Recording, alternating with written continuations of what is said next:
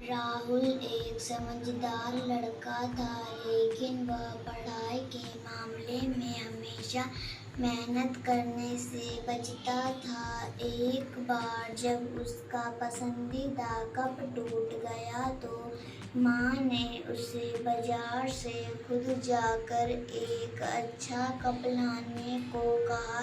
पहली बार राहुल को इस तरह का कोई काम मिला था। वह मन ही मन खुश हो रहा था कि चलो इसी बहाने उसे बाहर जाने को मिलेगा।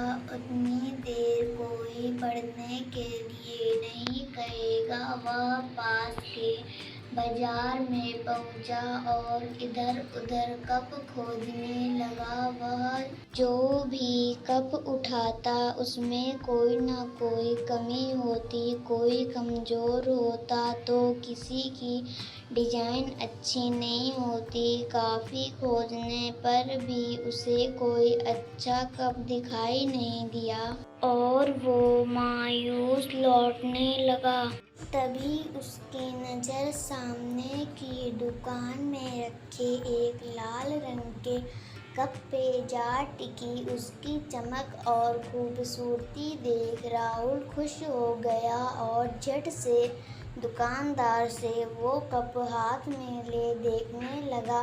कप वाकई में बहुत अच्छा था। उसकी मजबूती, उसकी चमक, उसकी शानदार डिजाइन, हर चीज परफेक्ट थी। राहुल ने वो कप खरीद लिया और घर चला गया।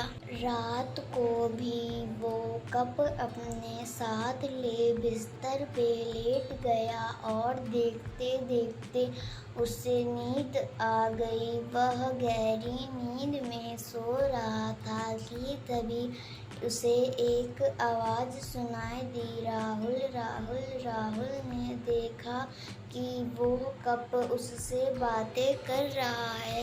कप, मैं जानता हूँ कि मैं तुम्हें बहुत पसंद हूँ, पर क्या तुम जानते हो कि मैं पहले ऐसा नहीं था। राहुल, नहीं, मुझे नहीं पता। तुम ही बताओ कि पहले तुम कैसे थे। कप, एक समय था जब मैं मामूली लाल मिट्टी हुआ करता था। फिर एक दिन मेरा मास्टर मुझे अपने साथ ले गया। उसने मुझे जमीन पर पटक दिया और मेरे ऊपर पानी डालकर अपने हाथों से मुझे मलने लगा। मैं चिल्लाया कि अब बस करो, लेकिन वो कहता रहा, अभी और अभी और। मैंने बहुत कष्ट सहे। जब वो रुका तो मुझे लगा कि बस अब जो होना था वो हो गया। अब मैं पहले से काफी अच्छी स्थिति में हूँ। लेकिन ये क्या, उसने मुझे उठाकर एक घूमते हुए चक्के पे फेंक दिया। वह चक्का इतनी तेज से नाच रहा था कि मेरा तो सर ही चकरा गया। मैं चिल्लाता रहा, अब बस, लेकिन मास्टर कहता, अभी और अभी और वो अपने हाथ और डंडे से मुझे आकार देता रहा जब तक कि मैं एक कप के शेप में नहीं आ गया। खैर, सच कहूँ तो पहले तो मुझे बुरा लग रहा था, लेकिन अब मैं खुश था कि चलो इतने कष्ट सह कर ही सही, अब मैं अपने जीवन में कुछ बन गया हूँ, वरना उस लाल मिट्टी के रूप में मेरी कोई वैल्यू नहीं थी।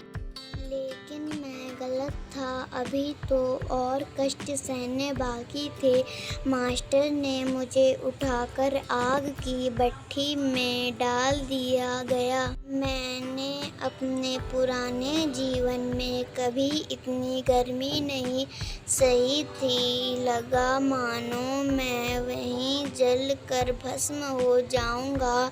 मैं एक बार फिर चिल्लाया, नहीं नहीं, मुझे बाहर निकालो, बस करो। लेकिन मास्टर फिर यही बोला, अभी और कुछ देर बाद मुझे भट्टी से निकाल दिया गया। अब मैं अपने आप को देखकर हैरान था। मेरी ताकत कई गुना बढ़ गई थी। मेरी मजबूती देखकर मास्टर भी खुश था। उन्होंने मुझे फौरन रंगने के लिए भेज दिया और मैं अपने इस शानदार रूप में आ गया। सचमुच उस दिन मुझे खुद पर इतना गर्व हो रहा था।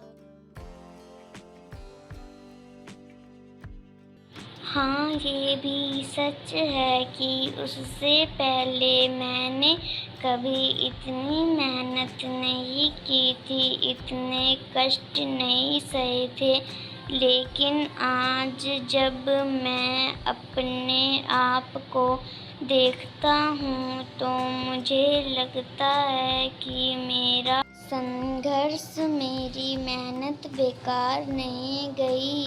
आज मैं सर ऊंचा उठाकर चल सकता हूँ। आज मैं कह सकता हूँ कि मैं दुनिया के सबसे अच्छे कपों में से एक हूँ।